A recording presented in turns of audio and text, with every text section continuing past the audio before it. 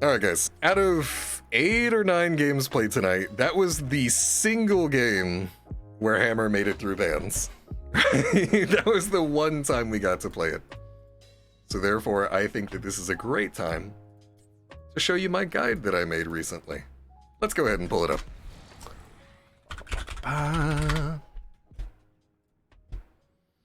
If y'all want to do the exact same stuff you just saw me do right there, want to climb up to GM? Bro, I got you.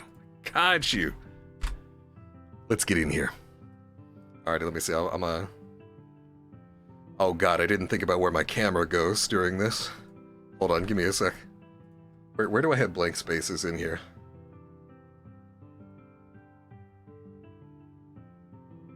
Nowhere. Alrighty. Give me a second here. Let me think. We're just gonna like... Ooh. What is the hotkey for this? Nope. There we go. Alright, guys. In the interest of not crowding the document, we've shrunken ourselves a little bit. Let's get into this. Okay. How to play Sergeant Hammer. Alright, I'm telling you, it's very, very simple. You just need a little bit of direction in your life. And then once you do this, dude, because I know this, because once somebody told me how to play this, I just started steamrolling, dude. Credit to Greffer for being the person that really introduced me to this. All right. Little note to myself right here. Let me get that "we're in queue" out of the way. I'm gonna just get off all the chat off the screen really quick. Let me see right here. Here we go. PowerPoint presentation about Hammer, you know it, baby. You know it, all right? Make sure you save this, okay? For anybody who wasn't present in class today, anybody that was absent, make sure that you save it for them. Alrighty, let's get into it. So first of all, establishing credibility, you know, right? Why listen to me about Sergeant Hammer? I think anybody that's here consistently probably knows the answer, but let's just go ahead and review. For those of you, maybe it's your first time being here. Alright, these are my stats on Hammer. God damn it, I'm still in the way. I make myself tiny and I'm still in the way. Alrighty, these are my stats on Hammer for this most recent season, and for this most recent season on my Grandmaster account and on one of my Master Smurfs right here. Combined, check it out right here. Oh! 73%. And we just won that game right there that we just played right after this. Is there going to be an exam? Yes. I better see all of you in Grandmaster with me after this video, okay? We have 55 people in chat. There's 100 slots in Grandmaster. I'm already there. There better be 56 Grandmaster Hammers after this video, okay? Alright, but here you see, we're balling out on people. We're getting the wins. It's easy money. They don't let it through. We played like 8 games and they banned it in all but 1. Sorry I'm hard stuck gold, then this is the video for you, my guy. This is the presentation for you, okay? Let's move forward. What makes Hammer strong? Why is Hammer strong? Let's think about this for a second. Well, there's actually 2 main things I want to focus on here first, okay? The first is going to be buffs. More than anything, Hammer was like kind of strong before and she saw some good play in the HTGC, and then they just decided to make her ridiculous. All right, look at these changes right here that I got next to my comically small camera. Okay, some of these changes, you know, an advanced artillery splash damage, it's nice. Hover siege movement speed is actually kind of crazy, right? 40% to 50%, that's a proportional 25% increase. But more than anything, guys, I want you to look at these bottom 2 talents that were changed right here. 2-year difference, I know. 2-year time difference here between these patches. Anyway, mechanical know-how. The old version of the shield on E16 used to only be a 5% shield. And it only gave you the damage if the shield got broken. So the damage was a lot later, and it was a lot more conditional, and you didn't get shielded nearly as much. The old mechanical know-how was a lot worse, although it was still okay. But then they just made it broken, where now it's an on-demand damage point. Like, you just press the button and boom, you have a 20% shield. And by the way, guys, I just want to point this out. The difference between a 5% and 20% shield is way bigger than you think it is when it comes to mechanical know-how. Because you gotta also remember that when you're pressing E while sieged, you have 50 armor. You only take half damage. So that 20% shield is kind of like a 40% shield, right? And so it's kind of like the difference between going from a 5% to a 10%. Not only that, the armor making the shield harder to pop was bad back in the day. It made it harder to get the bonus damage, whereas now it's good. And then guys, I bolded the ultra capacitors change here for a reason, okay? Look at this shit. Look at these ultra capacitors changes here in the middle, okay? Look at this. Attack speed increase per stack 5% to 10%, okay? I'm gonna show y'all what's going on here. You know, cause you know what, maybe I gotta get into the talents here. Maybe you're like, Mockery, I don't play Hammer, and you're starting to talk to me about all these different names, and I have no idea what you're talking about here. Let's just look at this real quick, okay? Ultra capacitors. Hitting enemy heroes with basic attacks while in siege mode grants 10% attack speed for 5 seconds, up to 60%. So if you look at the here on the slide, these used to only be 5%, and it used to only scale up to 40% maximum. So it took you 8 auto attacks to get 40% bonus damage. 8 auto attacks assuming you're hitting one hero each time. Now they doubled the rate that it scales at and increased the amount that it scales. So when they did this, literally just instantly, as soon as they made this change, Hammer became one of the strongest late game scalers in the entire game.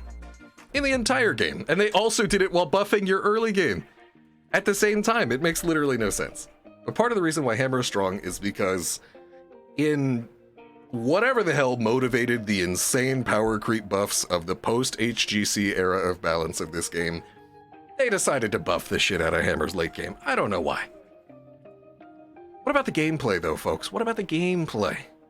Well, like I said before, Hammer has a strong early game. We just saw in that last set of buffs, Hammer received buffs to her early game and late game, so you can't be good early and scale, right? Like Tracer's insane late game, but it comes at the cost of a relatively meager early game.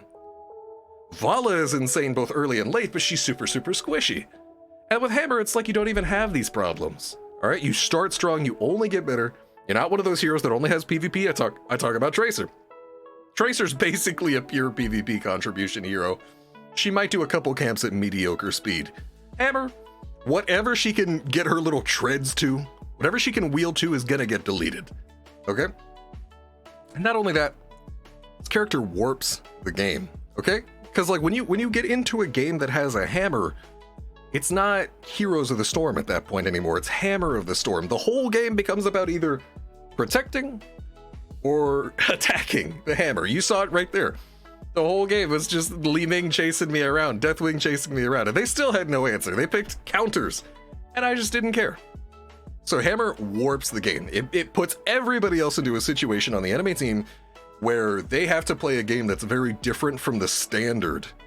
And you know what's up, but maybe they don't. Maybe they don't know how to play a different non-standard way. Not only that, but Tracer, I always talk about Tracer so much. Hammer rescues bad drafts. Is that an accurate picture of Hammer? Yes, this is an unaltered, unedited picture of Hammer. But Hammer rescues bad drafts, guys. It doesn't matter, like, yeah, I was complaining a lot last game. We had a Nova and Cursed Hollow, and I was like, damn, dude, our macro sucks. Did it matter? Did it matter? No! and more than anything, with how overpowered this hero is and how many answers she has, I feel like she just... Here, let me turn this music down just a tad. It's kind of distracted me. But with how many answers she has and how overpowered she is, and the fact that she's good early game, and she gives you PvE, and she gives you PvP, means that she's kind of just good whenever, you know? Like I've had drafts that were awful, and it's just like, oh, slap a hammer, boom, duct tape, everything's better. We're all good. She's that broken. And yeah, you can pick her into a lot of things, and I talk about shutting down counters. But look at this right here, okay? Punishes lots of things, limited range. This one should be obvious. I hope I don't have to explain that one too much to y'all. Limited range. Hammer deletes them, all right? Too many auto attackers. Too many auto attackers. Well, what are auto attackers? Auto attackers are fairly short range. They're at best 5.5 range. Maybe like a Hanzo with 6.5. Maybe. But if the enemy team goes something like Vala Rainer, boom, lock the hammer. I don't care what the rest of the draft is, bro. Lock the hammer. You got it. Like unless your team's easy healer or some shit. You know what I'm saying?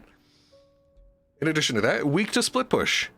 If the enemy team has like a Thrall off lane, an Imperious offlane, a Chen offlane, just something that can't handle the amount of pressure on their side lanes, you just pick that hammer, baby. You just lock it in.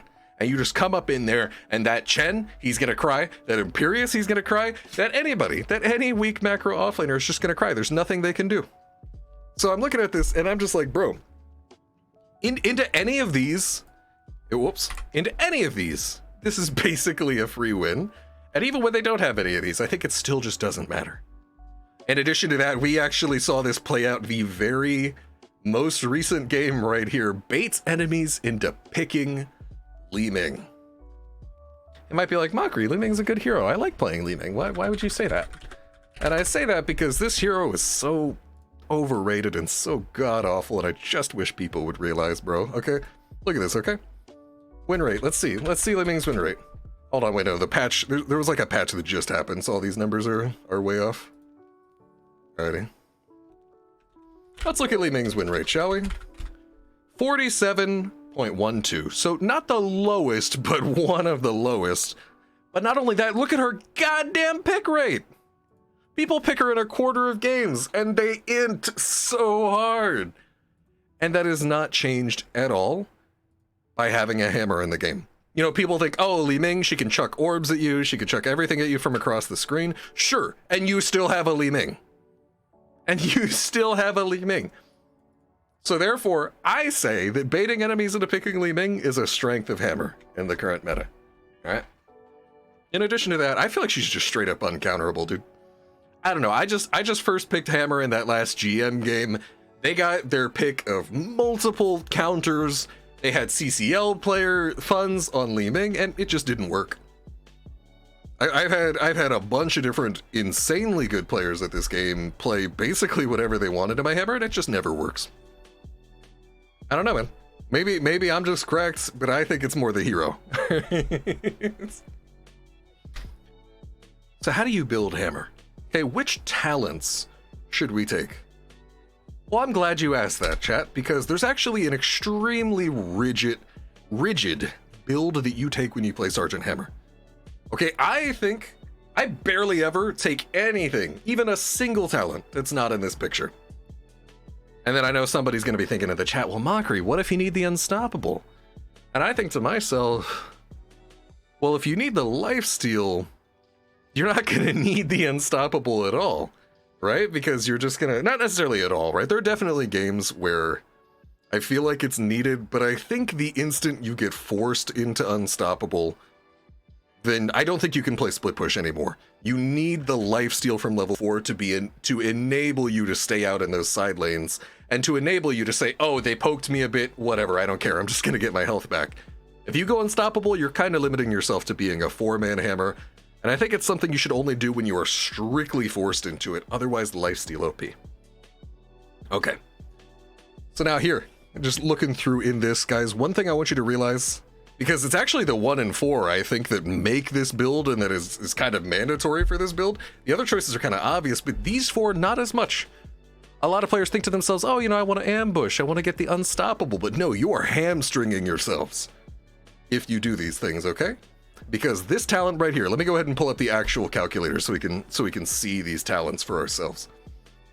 This level 1 talent is busted, dude. Oh my goodness. And it doesn't look all that hot, right? Like, oh, increase siege mode splash damage to 60% of basic attack damage. How much is it normally? It is 25%. That's more than double, actually. And every talent is in the picture, so it just blurred. Seems good. And the increased splash radius. This talent is low-key the heart of Sergeant Hammer, okay? Because if you splash in a bigger area for more damage, well, that means that you're getting more lifesteal. And that means that you're hitting more targets with hypercooling engines. Because guess what? For some reason, hypercooling engines, which reduces the cooldown of your Z, whenever you hit a hero, it counts that off of anything that your splash auto attack lands on. So you could hit 3 heroes with 1 auto attack. It just splashes to 3 heroes. Boom, 15 seconds off your Z cooldown. right then and there. Like, let me pull this up from last game. You'll see exactly what I'm talking about. We were fighting by our bruisers late game, and you can see my Z cooldown just come back in the blink of an eye. That's a bit of hyperbole. It's like 2 auto attacks, but still. Let's pull it up right here. Let's pull it up.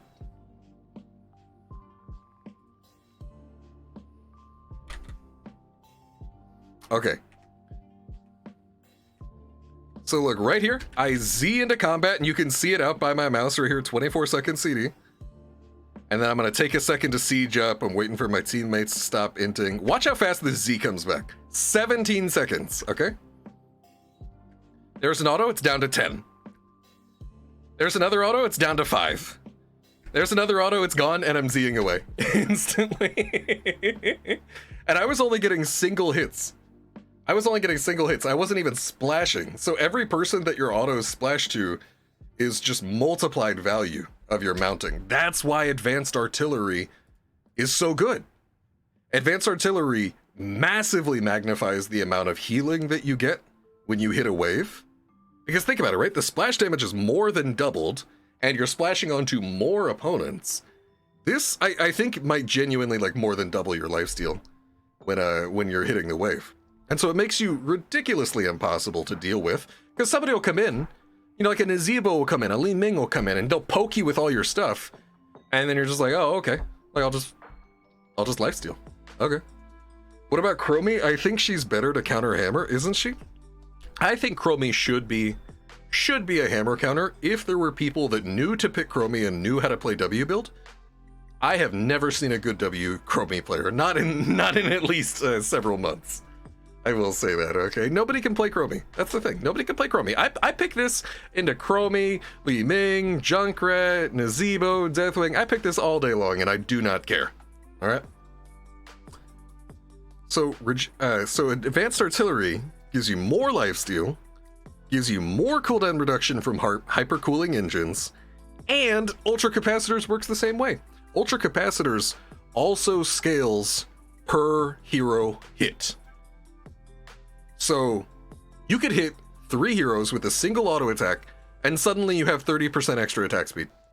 And then you hit those same 3 heroes again with your now quickened auto attack, and you now have 60% increased attack speed. Nobody can ever catch you because your Z is always off cooldown.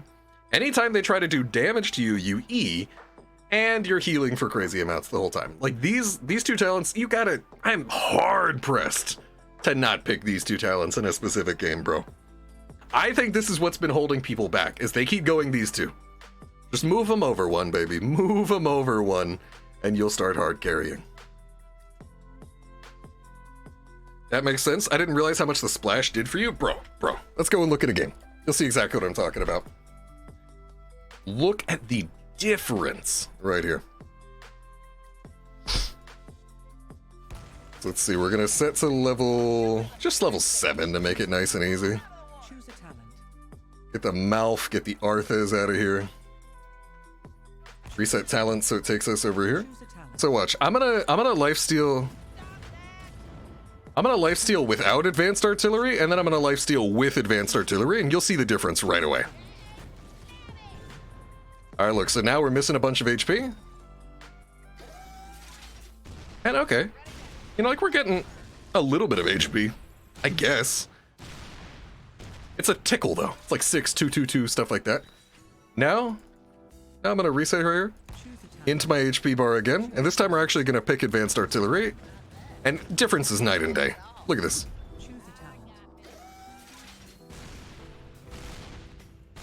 That's genuinely like double the lifesteal. And then look right here, it helps you with sieging the buildings. It helps you with sieging the buildings. Right here, we're getting extra damage on this. You come over.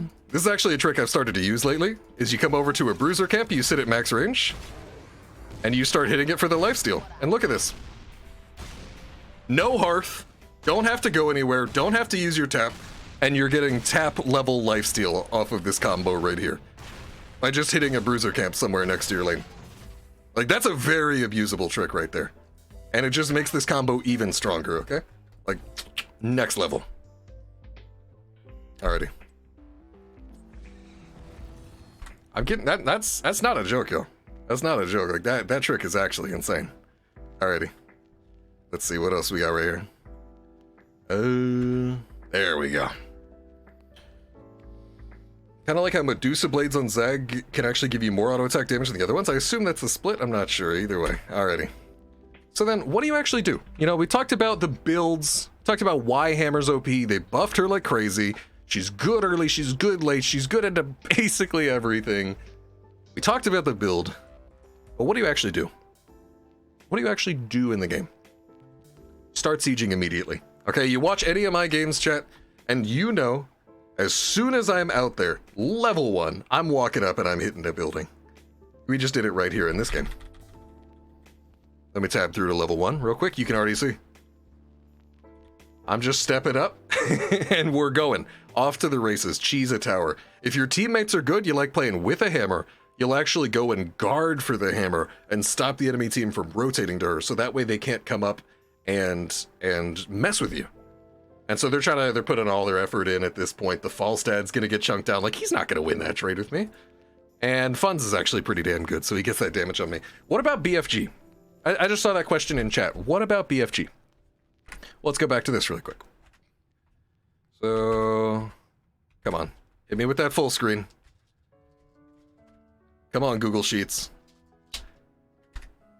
Here we go. So what about BFG? I'm okay with BFG. And I think that if you, for those who don't know, that's the other level 10 for Hammer. And I think that if there was any talent in this build that I would change out, it would be BFG. But the thing about it is, you got to think about what this build is good at, okay? This build is about maximizing the amount of time that you spend on the map and maximizing the amount of time you are hitting buildings, okay? You'll notice, you watch me play Hammer. I go and split push side lane. There's an objective. I don't give a fuck. Like, I'm just still pushing. I'm there to hit buildings as often as possible. And so Napalm Strike plays into that ideology. This is a build about doing a ridiculous amount of sustained damage. This build is about staying on the map and just chunking until the game ends. And Napalm Strike plays into that playstyle a lot more than BFG does. When BFG did structure damage, it used to do structure damage, yeah, way back in the day. And even if it still did, it still wouldn't be the pick in this build. Alright, so in-game, we start sieging immediately. And I notice in bold right here, it's bolded for a reason. Minimal rotations. All right? You do not have a mount, and you need to understand that, okay? You're not using your Z to rotate quicker unless you're 100% sure you can get away with it, okay? You do not have a mount, and this is a clue that you are supposed to just sit in a side lane and DPS these buildings down, okay? And the reason why this works so well, think about it this way, okay, chat? No matter what the enemy team does, they can't shut it down if you start split pushing a side lane, okay? If you sit there and if they send one person at you, or God forbid they send nobody to stop you, then what's going to happen? Their buildings are just going to get deleted, right? Okay. Well, then say they send multiple people at you. Say they're like, oh, okay, fuck, okay, we can't just have one person leaning against Sergeant Hammer. Let's send like 2 or 3. Well, guess what? Hammer is one of the best heroes in the game for defending against multiple heroes. Can you put the camera over Hammer so it looks like you're in the tank? Dude, fuck yeah, let's go. All right. Yeah. All right, guys, like I was saying a second ago, you have no mount, and you need to split push that side lane. No, and then it's just a simple matter of, if they don't send people, they're losing buildings. If they do send people, you are one of the best heroes in the game at defending buildings. So if they have 3 people in your lane and they're trying to push in, it's just not going to work. You get to clear all their lanes for free, and if they try to step up and hit your towers, you're auto-attacking them from like 12 range away. So if they send 0 people, they're screwed. If they send 1 person, that 1 person gets bullied. And if they send more than 1 person, then you just easily 1v2, 1v3, whatever, while your teammates get value on the rest of the map. That's all you have to do. Make sure that you're using your Qs for wards. Like you're going to notice here. Let's go back to the VOD really quick. You're just going to go ahead and look here. And notice I'm using these Qs for wards right away. I'm actually going to siege up right here to get the extra cast range on my spider mines so I can launch them in that bush right there. And that's a trick you should use a lot on Sergeant Hammer, because it like doubles the cast range of Q, which means that you don't have to step up to a bush to check it anymore. And I actually use that trick as well a lot later in the game when I'm bot lane, but I'm not gonna bother hunting it down right now. Split push a side lane. Don't leave that side lane, at least not yet right away. Chunk those buildings, pop a Q in the bush on CD, and just play according to your Z cooldown. Play according to your HP, right? Like if I have Z up, and I have a lot of HP, then I'm just gonna step forward and start sieging in their faces. And if I don't have Z, if I don't have HP, then I'm just gonna sit back and wait until I do. And you can see this actually gets me killed. In the early game, when I do not respect this rule right here, you're gonna notice I do not have Z because they come pressure me right here. I Z away from the Li Ming Q and from the Deathwing, and then just like a complete idiot, I just walk up and siege in their faces right here. It's because I didn't follow the rules. And one of the rules of Sergeant Hammer is you play according to your Z, and you play according to your HP. So right here, because look at this, chat. When you are in siege mode and use Z, it cancels siege mode instantly. You have your thrusters ready to go and you are moving. If you unactivate tank mode by just pressing D again, then notice you're self-rooted for a little bit while the animation plays. And so it's so much slower. Look at this right here. I'm gonna unsiege and it takes me ages. There it is. And then also, chat, I actually make another really, really crucial mistake right here when I die that I want to point out to you. Okay. So look right here. You notice your Q, W, and E, when you play Hammer, they have stronger versions if they're in siege mode, right? Like at the bottom of all these paragraphs, it says siege mode, double Q range, siege mode, extra radius on your W, siege mode, extra armor. And this is what I should have used right here. Okay, when you're getting ganked as Sergeant Hammer, and you know you're gonna have to use your armor, it's really, really important that you press E before you unsiege and not after. Because you can see right here, I pressed E after, and I have 25 armor rather than 50. And that maybe would have saved my life right here. Because look, I almost got away. I'm actually pretty damn sure that I could have gotten away even with my Z on cooldown if I had pressed E first. But you know, I'm just bad at the game. All right. And then also, guys, communicate, okay? You don't really see me communicating too much in that game because I feel like a lot of the GMs that I play with, they know what's up. They know what I'm gonna do.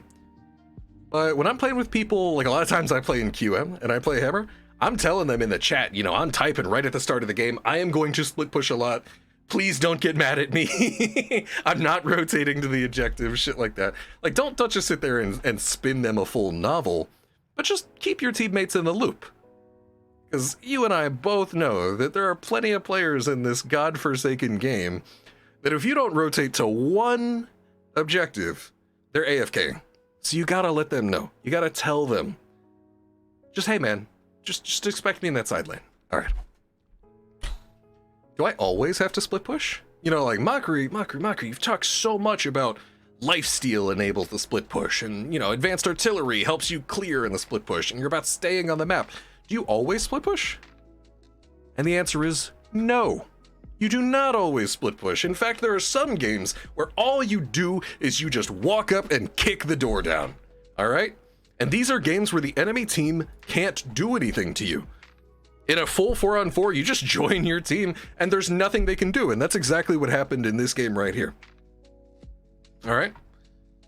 In this game, the enemy team on Braxis holdout first picked Sylvanas Vala.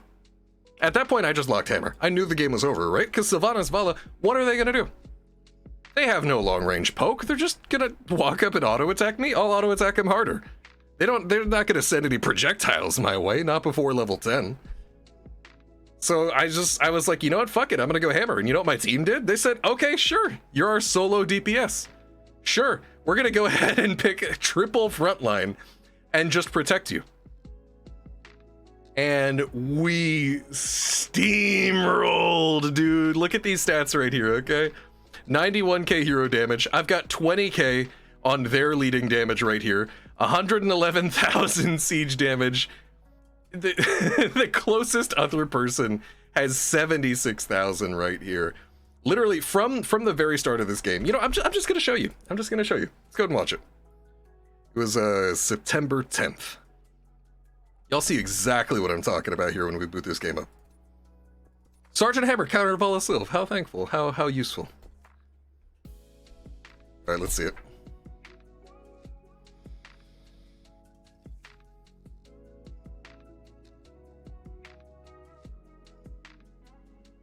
I really thought this replay was gonna bug out, dude. I really thought it wouldn't work. Oh, we're preparing game data now. Oh! No! No, it's just loading. Okay. But seriously, chat, like, it is just evident from the very start of this game how this goes. Alright. We load in right here. All of our settings are wrong. Oh my god, everything's on 100%. Facility powering up. I'm just gonna go as fast as possible. Systems online. One. Look, we just core them through bot, right? Like, can they come near you? That's what our Deathwing is saying, because he knows it's true. He knows it's true. Look at this. Look at this. We just walk right up, set up right in front of their towers, and there's nothing they can do. From level 1, baby. Oh, root me. Okay, Malf, you rooted me. Okay. Come on, step up, auto attack me, guys. See, Sylv didn't even expect it. Sylv started going top, and that's BBJ. That's a good player, too. We'll speed up a little bit here. They're trying to step into me. There's nothing they can do. I just got my goon squad. I have a healer and 2 frontline, and they just protect me. We just get this point. They can never step up into us. We perma control the point. We return to the bot lane push. And look at this. This is not even 3 minutes into the game. Like I'm trying to be extremely clear, Chad. That's the 3-minute mark right there. We have 66% charge, and we've already started to get some damage on their fort. We back up. I let the Lucio heal. They try in vain to contest this objective a little bit more. And the steamrolling just continues. You get the idea of how the game goes at this point. And that's what I want y'all to realize is so crazy about Hammer, okay? Is if the enemy team does what this team did and just picks 2 auto attackers at the start of the game, Hammer, over. But on the other end, if the enemy team goes and picks 2 mages, then you just Tracer. That's the crazy thing about being a Tracer and Hammer player at the same time, is that they counter opposite drafts from each other. So if the enemy team goes 2 mages, it's just Tracer. If the enemy team goes 2 auto attacks, it's just Hammer. And if you have these 2 heroes in your bag, that is just an insane amount of free load. That's enough to, you know, if that makes you win an extra 1 out of 10 games, that's a whole extra 10% win rate boost. Like, and that's extremely reasonable. These situations happen more than 10% of the time. It's just free low, baby. It's just free low. All right, let's get back to the guide. All right, so getting back into the guide, that's our example of a situation where we don't split push. We just go all in on them because we know their damage structure fundamentally does not threaten Sergeant Hammer. So then after that, you'll also notice right here, if we move our handy dandy little camera around, what's this? We don't split push when we're against damage that can't fight us, but also we don't split push on Dragonshire. Well, why is this the case? For a couple different reasons. I'm glad you asked again. Let me see. Let me pull up Dragonshire really quick. The map geography for Dragonshire in particular is extremely beneficial to Sergeant Hammer. Go ahead and move back over here. So guys, if you go and you try to do what you do on most maps and you try to go top, maybe you park right up here in this bush and you get some damage on these towers, maybe, or maybe you even, wow, that's actually, oh, I never did that before. Maybe you even park in this bush and get some damage on enemy buildings. Sure, I like it, but I just think it's really awkward and very gankable in a way. And also, if you just go mid, then notice there's 2 camps that you can contribute to from under mid fort as Sergeant Hammer. Right here, you just park right here, you put all your wards in these bushes or in these bushes, And then your offlaner comes over from top, wants to take bruisers. He's got a top tier camp DPS with him ready to take bruisers. Your 4-man wants to go and, dude, this is so like swingy, it's hard to control. Your 4-man wants to take Siege Giants, you just take Siege Giants. I think on almost every map in the game, it's just easy decision to split push side lane, but on Dragonshire in particular, go ahead and camp out mid lane. The geography for it just suits it perfectly. And not only that, did y'all actually know?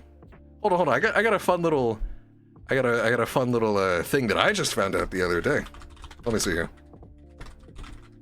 You guys know what Hammer can do from level 1? From the very start of the game?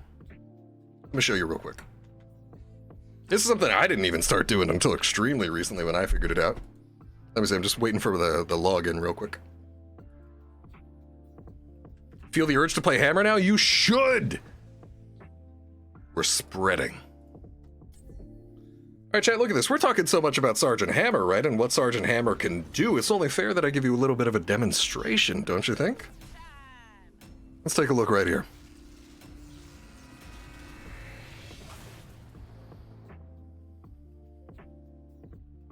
This probably would have been faster if I loaded up, well, we'll give it a minute. Let's see. There's a custom try mode that's fans in the community made that would actually be perfect for this. It would be a little bit faster. Your presentation didn't talk about skins? Yeah, no. we didn't get into the advanced competitive skins meta for Sergeant Hammer, sorry. Alrighty, start game. And hey, yeah, we're in here as Jaina, but you know what? What if we want to be Sergeant Hammer instead? Okay. And what if we don't want to wait for that Merc camp to spawn? What if we just want to spawn it right now? Perfect. Alrighty. Y'all gotta get this mod, dude. There's a guide on Icy Veins about Try Mode 2.0. This shit is insane. Alright. So chat, here's what you're gonna do, okay? In your games as Sergeant Hammer, in the first minute, you're gonna put a Q down. You're gonna put a Q down much ahead of time before this camp spawns. I'm talking like around like 35, 40 seconds in. These mines last for 37 seconds, 38 seconds after you press them, so you know that you can start doing this after 22 seconds. And then you get another Q down, and you prep that. And then here's the trick, y'all. Start by going after the mage. Kill the mage first. And then you simply walk over here, tap, reset, and then stand exactly here. This is important. Stand exactly here, siege up, and start hitting these guys. And then here's the important step. W up.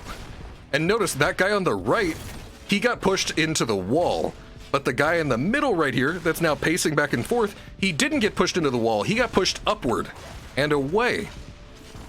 And so this now puts you in a position where this guy in the middle cannot hit you. He's locked out behind these two other guys. And so he doesn't have the damage or he doesn't have the reach to be able to hit you anymore. And then now, even if you do this imperfectly, you can start kiting this bruiser camp around. But if you do that right, you will never die.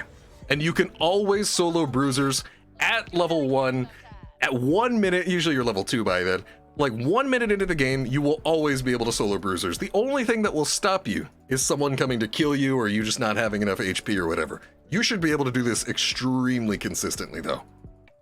And once again, I just want to reiterate for y'all that the core is doing those two things. You prep with Qs under the mage minion early.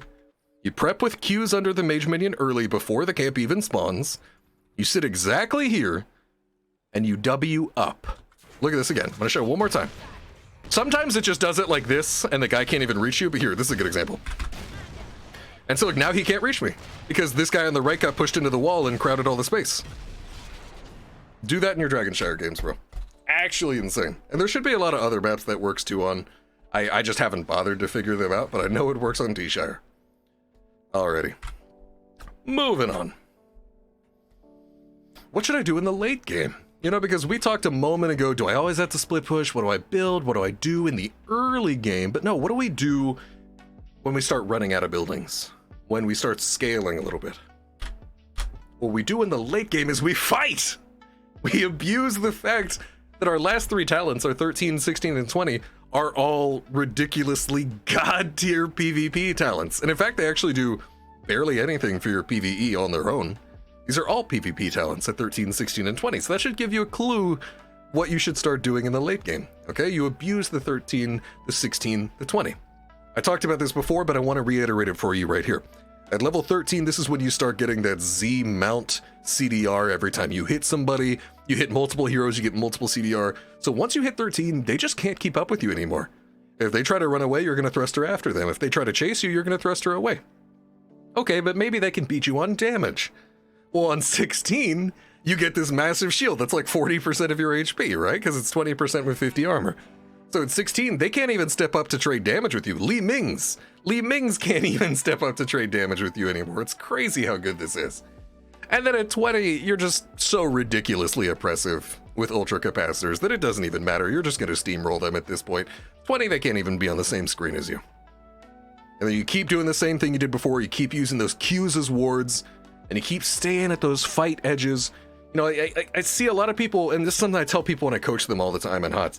I say, dude, you don't get anything for being closer than maximum range, right? Like, there's a lot of characters where there's no reason to be up in melee range, and this hammer a lot of times is one of them. You just kind of stay at max range and just play to get a bunch of auto attacks off. Maximize, always hit something, and you will carry with this. All right, y'all. So in addition to this, that's my last slide right there, I believe. Oh, it's actually right here. Thanks for reading and watching. Hell yeah. I can do one VOD review with you right here, okay?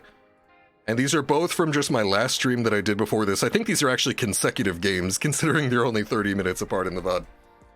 Chat, I'm just gonna go off whatever y'all say in the chat here. Would y'all rather we go over the Warhead Junction Sergeant Hammer game or the Alterac Pass Sergeant Hammer game? What are we thinking right here? I'll review whichever one you guys want out of those two.